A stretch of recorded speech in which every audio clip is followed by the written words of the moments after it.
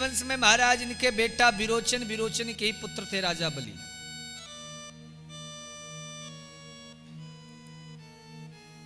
राक्षस अत्यंत बलशाली हो चुके थे, इसलिए हमारे प्रभु के आदेश पर समुद्र मंथन हुआ अमृत की इच्छा से। किस लिए? अमृत की लालसा से।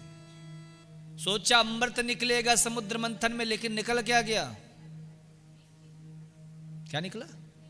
ओहो, जहर, हलाहल कालकूट विष। सारी दुनिया महाराज तहलका मच गया। ये क्या हुआ?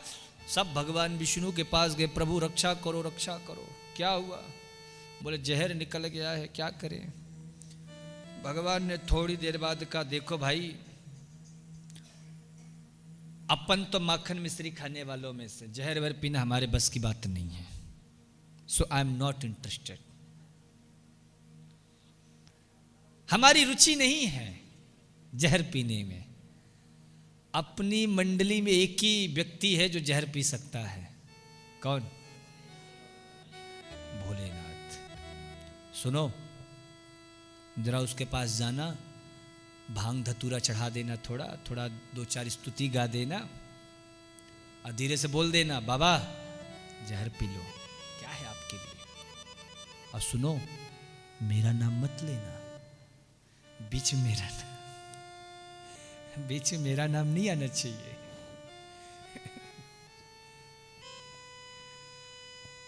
अब भगवान ने सिखा पढ़ा के भेज दिया देवताओं को।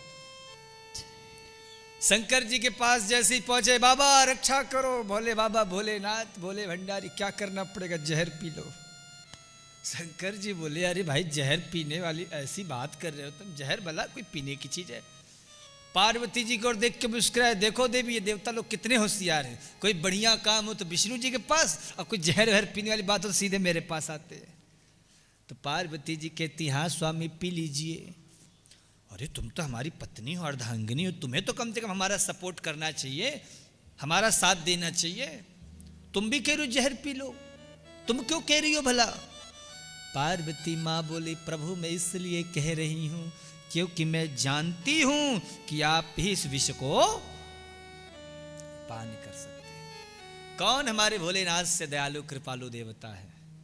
एक दिन पार्वती मैया ने कही, बाबा मेरी जितनी बहनें हैं सब बड़े बड़े महलों में रहती हैं, सब विदेशी पत्थरों के घर में, इटालियन, संगमरमर, जर्मनी के सब विदेशी पत्थर लगे, और मैं यहाँ गुफा पहाड़ में, मुझे भी बढ़िया चाहिए। शंकर जी ने समझाया, लेकिन महाराज श्रीमती जी के सामने सबको झुकना पड़ता है, सुप्रीम कोर्ट का आदेश मानना पड़ता है। तो शंकर जी बोले, देवी अब आपकी जी दे दो, ठीक है।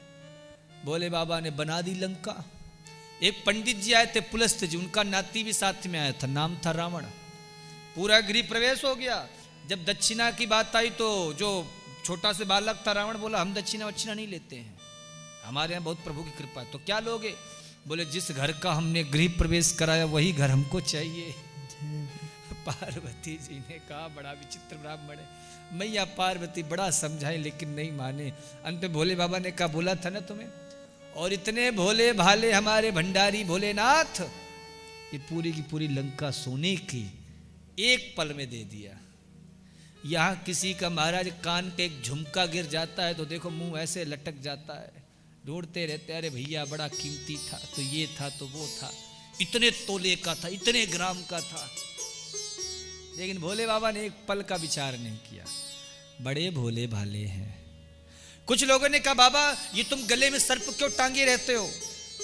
बोले सर्प को कहते हैं काल, काल का अर्थ है समय, सब समय के अधीन है, लेकिन कालों का भी एक काल है और उस काल का नाम है महाकाल। हम ऐसे काल को भी बांध के रखते हैं, समय भी हमारे अधीन है। कुछ लोगों ने कहा, बाबा तो अच्छा एक बात बताओ, ये तुम अपने शरीर पे भभूति अभूति क्यों रमाए रहते हो, पूरे शरीर में भस्मी अस्मी? शंकर जी बोले, क्या बताएं, एक बार चक्कर में पड़ गए। कुछ लोग एक मुर्दा को लेके जा रहे थे और क्या कह रहे थे, राम नाम सत्य, राम नाम सत्य।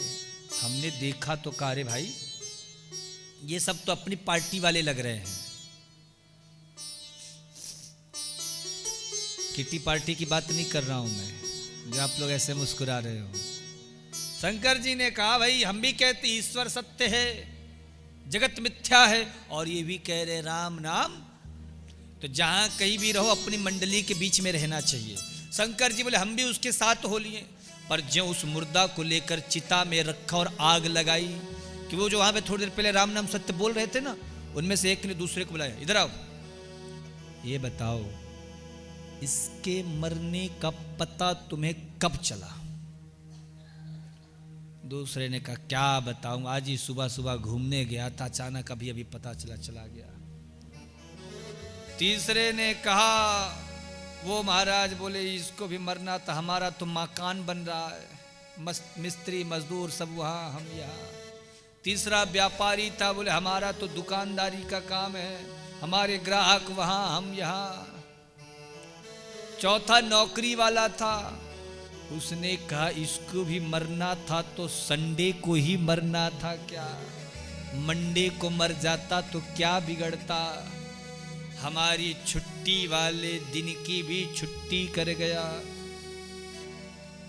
शंकर जी बोले सब दल बदलू है, बेकार लोग, अभी थोड़ी देर पहले कह रहे थे राम नाम सत्य, वैसा बोल रहे हैं। बोले इन सबसे अच्छा तो वो मुर्दा ही है जिसकी वजह से हमारे प्रभु का प्रचार हुआ। भगवान बोले हम वहां पहुंच गए, लेकिन तब तक मुर्दा जल चुका था। हमने कहा कोई बात नहीं, और हमने उसकी भस्मी को ही पूरे शरीर में लगा लिया, भस्म धारण कर लिया हमने। श्री व्यास जी महाराज वर्णन करते हैं, ये शेर की बाघंबर क्यों पहने हो बाबा? शंकर जी बोले शेर जब था ना बहुत दहाड़ता था, हमसे बड़ा कौन, जब निकलता था दहाड़ लगाता था, इसीलिए हमने महाराज उसको पहन लिया कि बड़े बड़े गरजने वालों का यही हाल होता है, अंत में सबको मरना होता है, सब मिट्टी में मिलते हैं। तो महाराज भोलेनाथ जैसा कृपालु कौन होगा? उसी समुद्र मंथन में ही प्रभु भोलेनाथ ने विषपान किया, फिर महाराज कौस्तुभ मणि निकली, लक्ष्मी जी निकली, महाराज सुरभि गौ माता निकल पड़ी। आहा हा हा, बोलो गौ माता की जय। महाराज जी जो गौ माता है ना स्वर्ग की देवता है, देवी है, देवता है, ये स्वर्ग की प्राणी है। पर आज हमारे भारत का दुर्भाग्य देखो, जो स्वर्ग में रहने वाली सुरभि है, गैया है, वो आज हमारे यहाँ ये नीच महाराज, यह तुच्छ, ये जो बोलने वाला जो एक प्राणी है, ये तो बढ़िया बढ़िया कोठियों में रहता है, संगमरमर विदेशी पत्थरों के घर में रहता है, जिसके दूध से ये बड़ा पहलवान बना है।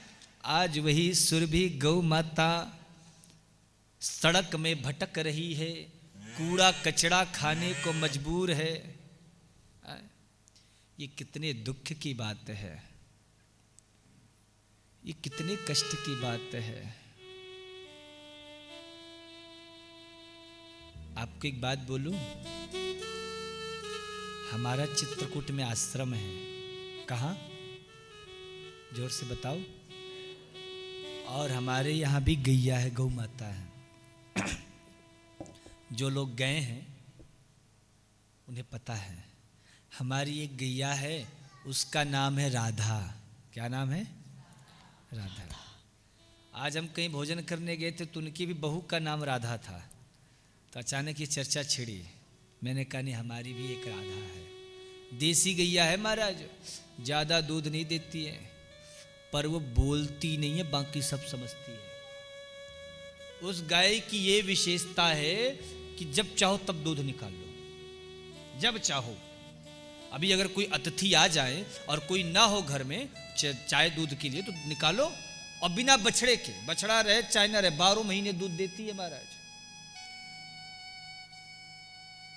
एक बार उसके कांटा चुभ गया था, मैं आश्रम में था, तो हमने अपने यहाँ गौओं को पता कैसे रखा हुआ है, जहाँ पे हम रहते हैं तो उसके सामने एक जगह, जैसे आप लोग गाड़ी के लिए बनाते हो ना कार पार्किंग के लिए, तो हमने कार पार्किंग की जगह नहीं रखी है। हमने कहा नहीं भैया, हमें कार नहीं चाहिए, हमें गौ माता चाहिए। आजकल लोग को बड़ा शौक रहता है ना कार का, गाड़ी सामने होनी चाहिए, उससे हमारा हम कैसे हैं, किस लेवल के लोगों को पता चलेगा। लेकिन हमारे यहाँ जब आप आएंगे तो सबसे पहले गौ माता के दर्शन होंगे। सारी उनकी व्यवस्था है। और द्वार पर ही बहुत से लोग कहते भी महाराज जी इससे सो बिगड़ता। हमने कहा नहीं, हमारी शोभा आश्रम की गौ माता से है। एक गैया है, उसका नाम है नंदिनी। एक दीपावली को जन्म ली थी महाराज, उसका नाम रोशनी। तो वो सब महाराज बोलती नहीं, बाकी सब समझती हैं। तो एक बार हमारी राधा के कांटा चुभ गया था, मैं सीढ़ी पे बैठा था। हमें अच्छा लगता है शाम को गौ माता के पास समय निकलने से। जैसे आप लोगों को किटी पार्टी में आनंद आता है ना, ऐसे हमें गौ माता की सेवा में आनंद आता है। जो लोग भी किटी पार्टी वाले हैं वो सावधान हो जाए महाराज। मैंने पहली बार कल ही नाम सुना किटी पार्टी, मुझे पहले पता नहीं था ये होता क्या है। तो कल किसी ने बताया, बोले महाराज जी उसमें 15-20 लोग होते हैं और हम लोग गेम खेलते हैं। कहीं होटल में जाएंगे, कहीं रेस्टोरेंट में जाएंगे, कभी किसी घर में जाएंगे तो वहाँ पे छेना के रसगुल्ला, बढ़िया बढ़िया महाराज पकौड़ी, कचौड़ी, दाल बाटी चूरमा, ये सब खाएंगे, हंसी मजाक करेंगे। हमने कहा अच्छा ये होता है, इसे आज से बंद करो। जो लोग भी किटी पार्टी वाले हैं वो आज से किटी पार्टी चेंज करें, एक नई पार्टी बनाओ। और खासकर हमारी कथा में जो सुनने वाले हैं। और महाराज जैसे हमारे ठाकुर जी की एक पार्टी थी ना, बाल गोपाल चौरी विद्या प्रचार मंडल, ऐसी अपनी एक सत्संग की मंडली बना लो आप लोग। और वो लोग क्या करें, जैसे आप लोग हर घर में जाके आक्रमण करते हो ना, खीर जलेबी मालपुआ ये सब खाते हो, कोई दिक्कत नहीं है, खाना पीना चाहिए, अच्छी बात है। लेकिन वहां पे ये गेम वाला मनोरंजन का काम खत्म करके सत्संग का, हरि की कथा का कार्य शुरू करो। कोई इसमें नियम की पाबंदी नहीं है, कोई रात को हो, दिन को हो, सुबह हो, जरूरी नहीं कि हम सवेरे सवेरे सुंदर कांड करें या खाना नहीं खाएं, भूखे हो। आजकल लोग नियमों का गलत इस्तेमाल कर रहे हैं, नियम का नाम देकर अपनी सुविधानुसार नियम भी बदल लेते हैं। ऐसा नहीं, भगवान का नाम होना चाहिए कैसे, चाहे कैसे भी हो। अगर आपका मुख रूखा भी है, आपने ब्रश भी नहीं किया हुआ है, आपने बढ़िया बढ़िया साबुन से स्नान भी नहीं किया है, तो भी आप नाम को गाओगे तो भी उतना ही पुण्य मिलेगा जितना वो सवेरे 4 बजे उठ के नहा धो के वो पूजा करने वाला एक ब्राह्मण है। बस भावना पक्की होनी चाहिए। इसलिए एक भक्ति की मंडली बनाओ और जितने भी किट्टी पार्टी वाले सब लोगों को वहां से, सारे सदस्यों को छीन करके और अपनी मंडली में भर्ती कर लो। भैया जिस घर में किट्टी पार्टी हो उस घर में आप भी बिना बुलाए जाओ, क्या हो गया, हम भी आए हैं। और शुरू कर दो महाराज सुंदरकांड का पाठ। कोई नास्तिक ही होगा जो भगाएगा, हमें तो नहीं लगता। अरे क्या होगा, सह लीजिएगा थोड़ा, शरीर का अपमान है, शरीर का सम्मान है। आजकल लोग रिस्पेक्ट, सेल्फ रिस्पेक्ट होना चाहिए महाराज जी। अरे काहे का सेल्फ रिस्पेक्ट, हमें तो केवल कहा इतना सिखाया गया, पृथ्वी वायुरा कासम आपो अग्निश चंद्रमा, पृथ्वी के समान सहनशील बनो। किसी ने कुछ कह दिया मुंह लटका के बैठ गए, किसी ने जरा सी तारीफ कर दी छाती फुला के बैठ गए, हमसे बड़ा कौन। ऐसा नहीं, शरीर का अपमान, शरीर का सम्मान। आत्मा का कौन अपमान सम्मान कर सकता है महाराज, आत्मा तो अजन्मा है।